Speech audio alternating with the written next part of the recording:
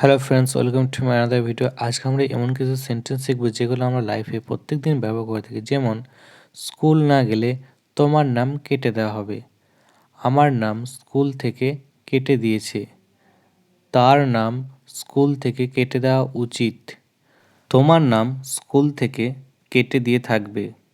তো এরকম সেন্টেন্সগুলোকে কীভাবে আপনারা ইংরেজিতে বলবেন সেটি আজকে আমরা এই ভিডিওর মাধ্যমে শিখব। তো চলুন সবার প্রথমে সেন্টেন্স স্ট্রাকচারটি দেখে নিই। আমাদের সেন্টেন্স স্ট্রাকচারটি হলো subject plus be verb plus track of plus object. আমাদের প্রথম বাক্যটি হলো স্কুল না গেলে তোমার নাম কেটে দেওয়া হবে। If you don't go to school your name will be stricken off. আমাদের পরবর্তী বাক্যটি হলো আমার নাম স্কুল থেকে কেটে দিয়েছে।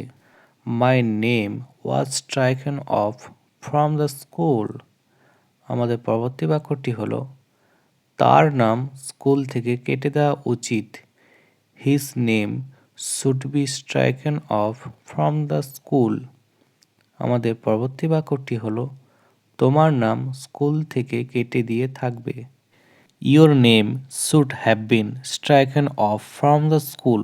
এরকম যদি আরও ভিডিও পেতে চান তাহলে অবশ্যই আমাদের সঙ্গে যুক্ত যান। তো চলুন পরবর্তী ভিডিওতে দেখা হবে।